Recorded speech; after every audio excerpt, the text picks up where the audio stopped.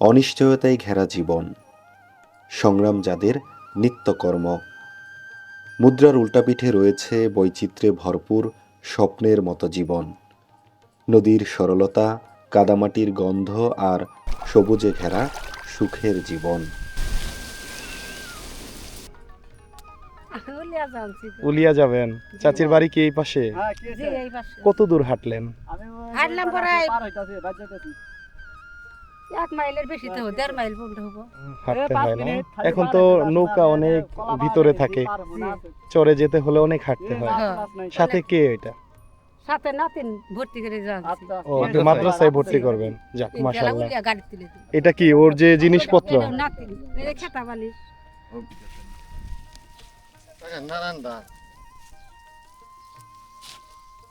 এগুলো কি কলা, কাঁচকলা। বিক্রি করতে নিবেন? না না না, এলে মাথার কিন্তু জানছি, আরে বাপ দাদা সম্পদ উঠছে না, এলে আগে ছাড়ি গেছি গা, ও আচ্ছা আচ্ছা, মানে থাকেন এখন ওইখানে? মাথার কিন্তু খাই। আপনার জমিতে হয়েছে? জমিত মানুষের নাগা মেশা খায়, আসবেন পরে 16-17 বছর হলে হয়েছে, 30 বছর হলে অনেক ছাড়ি গেছি গা। উলিয়াঘাট জামালপুর জেলার ইসলামপুর উপজেলার ব্যস্ততম এক নৌকা ঘাট। গোটা পাঁচেক চরের মানুষের পারাপার এই ঘাট ধরে। নদীতে পানি কমেছে আর দূরত্ব বেড়েছে চরের। বর্ষায় যেখানে ভাসা পানি, আজ সেখানে বালুচর। ছোট্ট এক খেয়া নৌকায় চেপে খুব দ্রুত সময়ে পৌঁছে গেলাম এপারের ঘাটে। ঘাটে আগে থেকে অপেক্ষমান মোটরসাইকেল চালকেরা। ওই যে শুরুতে বলছিলাম, দূরত্ব বেড়েছে চরের। তাই তো এই ঘাট থেকে ওপারের চরগুলোতে যেতে বেশ অনেকটা সময় ধরে পায়ে হাঁটতে হয়।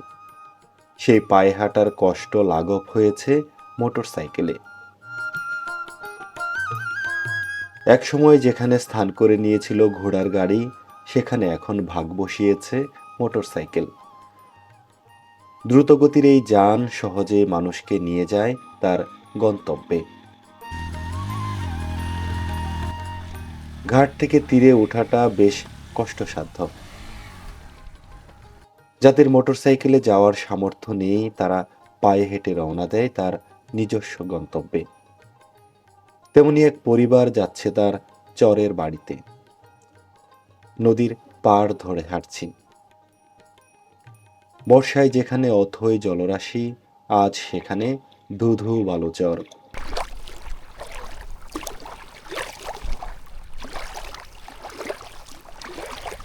বালুময় এক প্রান্তর ধরে হাঁটছি, যেন মনে হচ্ছে এটা কোনো মরুভূমি।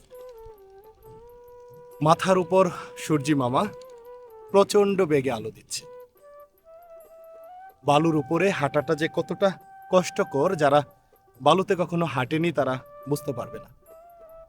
যেন মনে হচ্ছে আমি মধ্যপ্রাচ্যের কোনো দেশে। এই বালুময় পথ ধরে হেঁটে হেঁটে যাব ওপারের ফকির পাড়া চরে। চৈত্র মাস, এই সময় নদীতে পানি খুব অল্প, তাই তো চরগুলো সরে গেছে বহু দূরে। চিকচিক করে বালু। কবির সেই কবিতার ছন্দ ধরে বলতে হয়, চরের পথ ঘাট হয়েছে বালুময়। এই যে সূর্যের আলোতে চিকচিক করছে বালি। পথ ঘাট বলতে সেই মরুময় প্রান্তর। দূরে কিছু ঘাস দেখা গেলেও বেশিরভাগ অংশই বালুময়। বড় ভাই, কোথায় যান? ওই পারে? বাড়ি কি এই পারেই? না ভাই, বাড়ি এবারে না, বাড়ি ওই যে ওইটা। কাজে আসছিলেন? কি কাজে? শাকসবজি না। নিজের জমি না? বালুর মধ্যে খালি পায়ে হাঁটতেছেন, কি করবো, খালি খারাপ গায়ে লাগে না? বালু গরম হয়ে গেছে এখন। গরম হয়ে গেছে এই সময়টা, একটু চলাফেরা কষ্ট। হ্যাঁ। পানি থাকলে তো মোটামুটি পানি উপর পানি পর্যন্ত না, থাকে, ওই জায়গায় যাবো না, ওই দিকে গেলে পানি শুকনা ভিজে থাকে। ভিজা থাকবে। পানি আসতে আর কিরকম সময় লাগবে? পানি পরে সময়, পানির সময় তো পরে আসি গেছে গা, মানে পানি নদী ভরে গেছে। আগে তো এমনি হাঁটা চলা করছি, হাঁটি গেছে, শেষের দিকে এখন হাঁটি গেছে, হাঁটি যাচ্ছি। এখন মানে নৌকা ছাড়া হয় না। চাচি কোথায় যান? উলিয়া যাচ্ছি। উলিয়া যাবেন? চাচির বাড়ি কি এই পাশে? হ্যাঁ, কি জি হয়েছে? এই পাশে। কত দূর হাঁটলেন? আমি ওই হাঁটলাম প্রায় পার হইতাছি, বাদ যাইতাছি। 1 মাইলের বেশি তো 1.5 মাইল পর্যন্ত হবো। হাঁটতে হয় না? এখন তো নৌকা অনেক ভিতরে থাকে, চরে যেতে হলে অনেক হাঁটতে হয়। সাথে কে এটা? সাথে নাতিন ভর্তি করে যাচ্ছি। ও, আপনি মাদ্রাসায় ভর্তি করবেন? যাক, মাশাআল্লাহ। গেলাগুলিয়া গাড়ি তুলে দিই। এটা কি ওর যে জিনিসপত্র? এটা নাতিন, এই খেতা বালিশ। ওর যে মাদ্রাসায় ভর্তি হবে এই জন্য খেতা বালিশ নাকি? জি। তুমি কোন ক্লাসে পড়াশোনা করো? 6 এ পড়াশোনা। দাদি এসেছে তার নাতিনকে সাথে নিয়ে। নাতিন মাদ্রাসায় ভর্তি হবে, তাই তো এই যে সাজিয়ে গুছিয়ে একদম ব্যাগ সাথে করে নিয়ে যাচ্ছে ওপারের উলিয়া ঘাটে। দুর্গম এই চরাঞ্চলে আসলে নেই কোনো শিক্ষা প্রতিষ্ঠান, তাই তো মাদ্রাসা কিংবা প্রাথমিক শিক্ষা যে কারণেই হোক এই মানুষগুলোকে যেতে হয় ওপারের কায়েমে। কায়েম বলতে উঁচু জায়গা। বালুময় পথ ধরে হেঁটে এসেছে অনেকটা, বালুময় পথ ধরে হেঁটে এসেছে অনেকটা সময় ধরে। সামনে নৌকা বাঁধা, নৌকায় উঠবে, তারপর যাবে ওপারের উলিয়া খেয়া ঘাটে। বালুময় প্রান্তর পেরিয়ে যখন সামনে এগোলাম তখন চোখ আটকে গেল সবুজে। চারপাশটা সবুজে ঘেরা। সামনে যে জমিটি দেখছেন এটি হচ্ছে মিষ্টি আলুর। এই যে মিষ্টি আলুর গাছ। আমি যদি আর একটু সামনে এগোই তাহলে রয়েছে ভুট্টার ক্ষেত। ভুট্টাগুলো প্রায় পরিপক্ক হয়ে গেছে, হয়তো কয়েকদিনের মধ্যে ভুট্টাগুলো ঘরে উঠবে। তার থেকে আরেকটু সামনে কলার বাগান। গতানুগতিক কৃষির বাইরে যে চরের মানুষেরা এখন আবাদ করছে নানা কিছু। চরে বেড়েছে কৃষি যন্ত্রপাতির ব্যবহার। বাড়ির চারপাশটা কলার বাগান, আর তার ঠিক মাঝখানে সুন্দর একটি বাড়ি, একদমই রূপকথার গল্পের মতো সুন্দর। বাড়িতে প্রবেশ করতে আমরা ঘরের পাশে গবাদি পশু ছাগল বাঁধা দেখতে পাচ্ছি। একদমই ছোট সুন্দর একটি বাড়ি। বাবু, তোমার বাবা কোথায়? আমরা চরের যে বাড়িতে প্রবেশ করেছি এটি মূলত একটি ঘর বাড়ি। সামনে বিভিন্ন ধরনের শস্য শুকোতে দেওয়া। আমি যদি একটু দেখানোর চেষ্টা করি, একপাশে রয়েছে এগুলো হচ্ছে গমের আটি। আমরা হয়তো ধানের আটি সবসময় দেখি, কিন্তু গমের আটি আমাদের কয়জনের বা দেখার সুযোগ হয়েছে আমি জানি না। আমি বেশ অনেক বছর পর গমের আটি খুব কাছ থেকে দেখলাম। এগুলো হচ্ছে আসলে চিটা, গম ছাড়ানোর পর যে চিটাগুলো হয় সেগুলো আসলে জ্বালানি হিসেবে ব্যবহার হয়। আর এই যে সামনে কি সুন্দর গম, একদম দানাদার স্পষ্ট।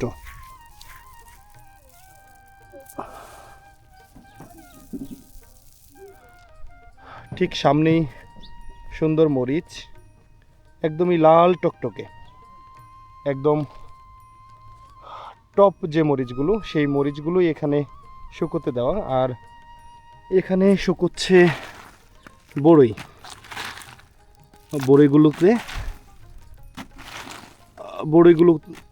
বড়ইগুলো রোদে শুকোচ্ছে। আসলে এটি সম্ভবত আচারের জন্য। আমরা একটু এই কৃষাণ বাড়িতে যাব, দেখি বাড়িতে আসলে কাকে আমরা প্রবেশ করেছি বাড়ির ভেতর। উপরে পাখি ডাকছে, আর নিচে খুব ছোট একটি জায়গার মধ্যে খুবই গোছানো একটি বাড়ি। চারপাশটা সোলার বেড়া দ্বারা বেষ্টনী দেওয়া। এটি হচ্ছে বাড়ির টয়লেট, এটি হচ্ছে গোসলখানা। আমি যদি একটু দেখাই, এই যে খুব সুন্দর বেষ্টনী দেওয়া। চারপাশে গাছের কোনো অস্তিত্ব নেই। এক পাশে কলার বাগান, এক পাশে ভুট্টার ক্ষেত। মূলত চারপাশটা কৃষি জমি, তার মাঝখানে ছোট্ট এক বসতি। ঘরের উপর একটি সিমের গাছ উঠে গেছে। এখানে হয়তো লাউয়ের মাচা ছিল, এখন নেই। এই তো মুখোমুখি দুইটা ঘর, দুইটা ঘরে থাকার বিছানা করা। উপরে টিন, ঠিক আমার উচ্চতার থেকে একটু উপরেই হচ্ছে টিনের চাল। একবার লক্ষ্য করুন, যখন আসলে খুব বেশি রোদ হয় বা গরম পড়ে তখন এই চালের নিচে থাকাটা বেশ কষ্টসাধ্য ব্যাপার। এখানে এই বাড়ির রান্নাঘর, মাটির চুলা। চরের আসলে শতভাগ রান্না হয় মাটির চুলায়, তার ব্যতিক্রম নয় এই বাড়িও। দুই পাশে মুখোমুখি দুটি ঘর, মাঝখানে মাটির চুলা, এক পাশে টিউবওয়েল আর এক পাশে তাদের ল্যাট্রিন। ঠিক এতটুকুই। গবাদি পশুয়ে বিচরণ করছে বাড়ির চারপাশ, পাখি ডাকছে। একদম শস্য শ্যামল গ্রামীণ প্রকৃতি বলতে যা বোঝায়, ঠিক শতভাগ উপস্থিতি রয়েছে এই বাড়িতে।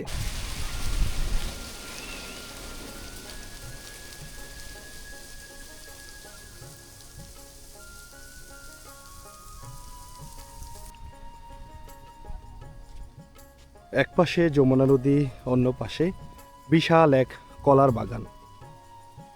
আজ যে জায়গায় আমি হেঁটে চলছি, হয়তো 2 মাস পর এখানে থাকবে অথই জলরাশি। এখনকার মরুময় প্রান্তর হয়ে যাবে অথই জলে ঘেরা এক জনপদ।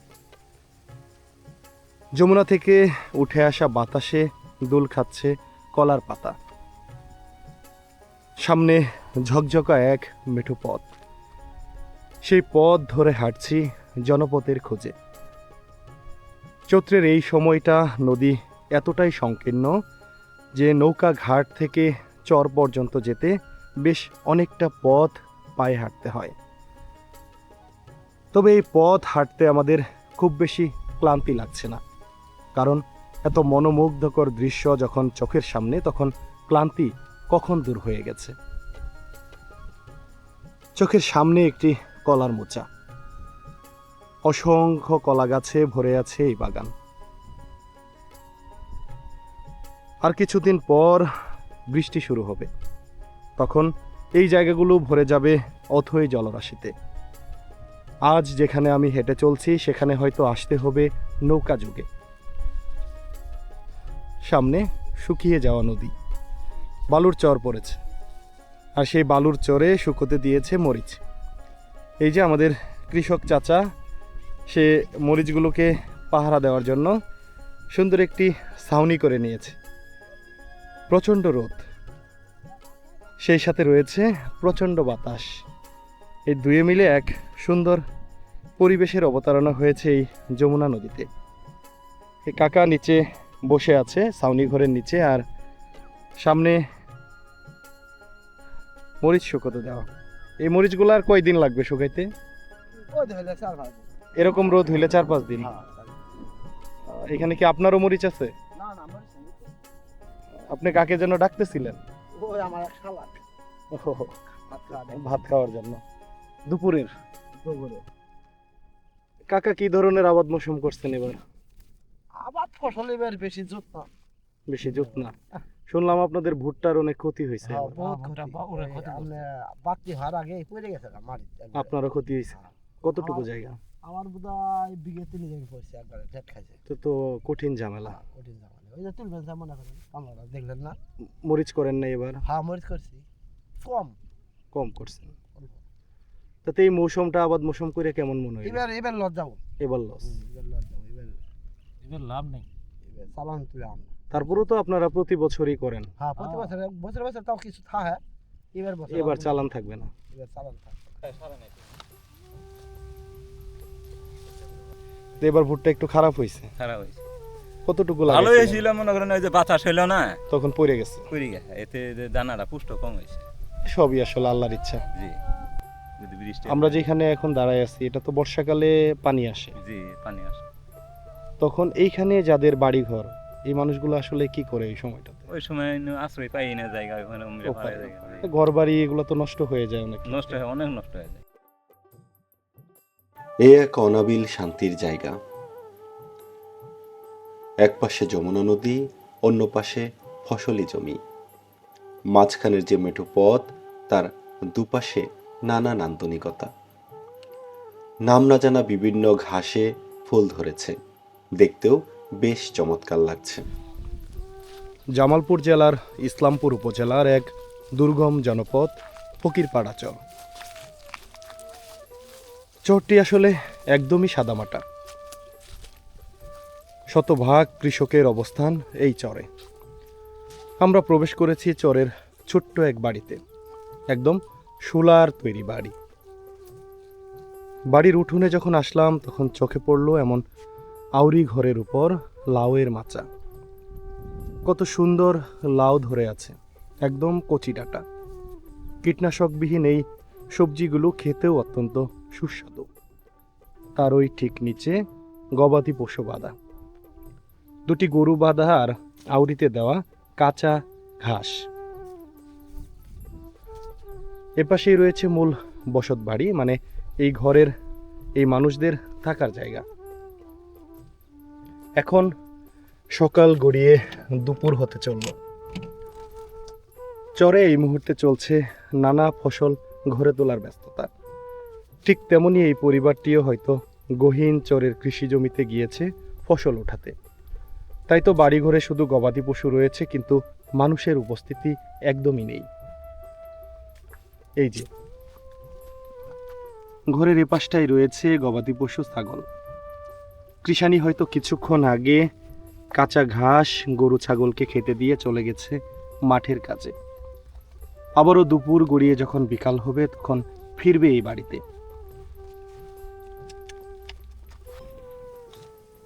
মুখোমুখি দুটি বাড়ি, এক বাড়িতে নেই মানুষের কোনো অস্তিত্ব। ঠিক দুই বাড়ির মাঝখানে যে ছোট্ট উঠানটি, সেখানে আবাদ করেছে মিষ্টি আলু। গাছগুলো প্রায় পরিপক্ক হয়ে গেছে, কিছুদিন পর মিষ্টি আলু ঘরে উঠবে। চরের এই মানুষেরা অত্যন্ত পরিশ্রমী। ঘরের চারপাশে যতটুকু কৃষি জমি রয়েছে তারা শতভাগ ব্যবহার করে। আমরা যদি একটু সামনে এগোই, এপাশে রয়েছে এই বাড়ির গোয়াল ঘর, সামনেই ছোট্ট এক উন্মুক্ত মাটির চুলা, পাশে একটি টিনের বেষ্টনী দেওয়া, কারণ ঠিক এ পাশটাই যমুনা নদী। নদী থেকে উঠে আসা দক্ষিণা বাতাস এই বাড়িতে প্রবেশ করছে, যেন মনে হচ্ছে এক টুকরো স্বর্গ। তপ্ত দুপুরবেলা নদী থেকে উঠে আসা ঠান্ডা বাতাস একদিকে যেমন শরীর ঘেমে একাকার, অন্যদিকে বাতাস এসে মনকে প্রশান্ত করছে। আমরা প্রবেশ করলাম এই বাড়িটির ঘরের সামনে। ঠিক আগের বাড়ির মতোই এই বাড়িটিও তালাবদ্ধ, কারণ কৃষক কাজ করছে মাঠে। এখন উঠছে মরিচ, ভুট্টা সহ নানা ধরনের ফসল। মূলত ভুট্টার কাজের ব্যস্ততা বেশি এই চরাঞ্চলে। গবাদি পশুগুলো, বিশেষ করে ছাগল গরু, ঘোরাফেরা করছে উঠান জুড়ে। আর এই যে এই বাড়ির রান্নাঘর, এখানে হয়তো গরু বা ছাগলের জন্য জাউ রান্না করেছিল এই পরিবারটি। এভাবেই মাটির একটি পাতিল দিয়ে ঢেকে রাখা। একপাশে যমুনা নদী, আর তার ঠিক অন্য পাশে দিগন্ত জোড়া মাঠ। ওই যে যেটি বলছিলাম, কৃষকদের নানা কাজের ব্যস্ততা। ভুট্টার পাশাপাশি মরিচ ঘরে এসেছে, সামনে মরিচগুলো শুকাতে দেওয়া। আর এই যে বিস্তীর্ণ মাঠ, সেই পুরোটা হচ্ছে চরাঞ্চল, সেখানে আবাদ হয় নানা শস্য। অবাক হয়ে দেখছি গ্রামীণ নানা সৌন্দর্য, কখনো এ বাড়ি কখনো ও বাড়ি। যেখানে যাচ্ছি তার রূপে মুগ্ধ হচ্ছি বারবার। এ যেন আমার সোনার বাংলার এক স্বচ্ছ প্রতিচ্ছবি। সুন্দর উঠান, দুপাশে সনে ঘেরা বাড়ি। ৮০ কিংবা ৯০ দশকের গ্রামীণ জীবনধারা পুরোপুরিভাবে বিরাজ করছে এই নদীর চরগুলোতে, যে চরগুলোতে এখনো মায়া ছড়ায় তার প্রাকৃতিক সৌন্দর্য।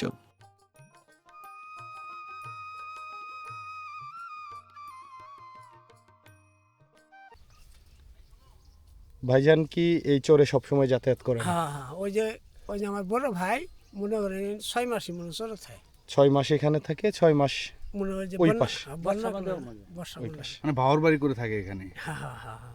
চরে আমরা আস্তে আস্তে দেখলাম যে আপনাদের আসলে নানা ধরনের সমস্যা, হ্যাঁ জি জি জি জি বিশেষ করে চলাফেরা, হ্যাঁ হ্যাঁ এবং আপনারা তো এখানে ফসল ফলান, জি সেই ফসলগুলো একটা তো ক্যারিং খরচ আছে, হ্যাঁ হ্যাঁ মেলা মেলা কিনে সেটাও অনেক বেশি। তো আসলে সবকিছু মিলে আপনাদের মূল সমস্যাগুলো কি এই চরে? মূল সমস্যা বিদায় মনে করেন আঙ্গের এই যমুনা নদী একটা ব্রিজ হলে তার সমস্যা সব দূর হয়ে যায় যে আমরা যে ফসলগুলো আবাদ করি আমরা বিভিন্ন ধরনের আবাদ ফসলগুলো পার করতে কষ্ট হয়ে যায় বাজারে নিতে। জি আপনাদের এই চরে কোন ফসলগুলো সবচেয়ে বেশি উচ্চ ফলনশীল হয়? উচ্চ ফলনের মধ্যে ভাই চোরের মধ্যে ভুট্টাই বেশি ভুট্টা এক নম্বর। বুঝছেন বাদাম কেমন হয়? বাদাম আপনি আগে হয়েছে এখানকার জমি নিলে ভালো হয়েছে না এখানে আপনি বাদাম হয় না এখানকার বাদাম হয় না এই যে নামা দিয়ে এলা বাদাম টাদাম নাগান যায় তাও মনে করেন আগে নালা ধরে না ভুট্টাই এক নম্বর। একটা সময় তো এই যমুনা নদীতে প্রচুর মাছ পাওয়া যেত, এ খুদা মাছ আমলে খুলে একজন নিতে নি হাতেছেন ছালা ভরে গেছে এঙ্গার সে মাছের সময় নেই এখন নেই কে আমরা অনেক জায়গায় দেখি যে আসলে নদী পাড়ের মানুষ নদীর মাছ খাইতে পারে না। না না না না আমরা খাতে হয় যে জাইলের যা মারে সব আমরা টাউনে নিয়ে যাই নদী ঘাটে তো কিনি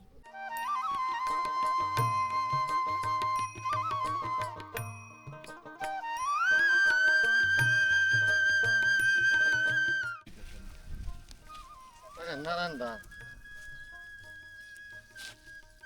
এগুলো কি কলা, কাঁচকলা। বিক্রি করতে নিবেন? না না না এলে মাথার মধ্যে জানছি আর বাপ দাদার সম্পদ উঠছে না, এলে আগেই ছাড়ি গেছি গা, ও আচ্ছা আচ্ছা, মানে থাকেন এখন ওইখানে, মাথার মধ্যে খাই। আপনার জমিতে হই? জমিত মানুষের নাগায় মেশা খায়, আসবেন পরে 16-17 বছর হইলে হয়েছে, 30 বছর হইলে অনেক ছাড়ি গেছি গা। কাঁচকলা, পেঁপা, মনে করেন আর কি আছে, ও পাহাড় নাইছি না। যমুনা নদীর পাড় ধরে যখন হাঁটছিলাম তখন খুব সুন্দর একটি দৃশ্যে চোখ আটকে গেল। ছোট্ট একটা আউরি ঘর একদম যমুনার পাড়ে, এই যে পাশেই যমুনার নালা, একদমই এই আউরি ঘর থেকে 5 ফিট দূরত্বে তার পাশেই রয়েছে এক ছোট্ট আউরি ঘর। মূলত এটি ঘোড়া রাখার জায়গা। এই যে পাশে একটি ঘোড়া ঘাস খাচ্ছে আর সামনে একটি ঘোড়া বাঁধা, আর তার পেছনেই ঘোড়ার ছোট্ট একটি বাচ্চা।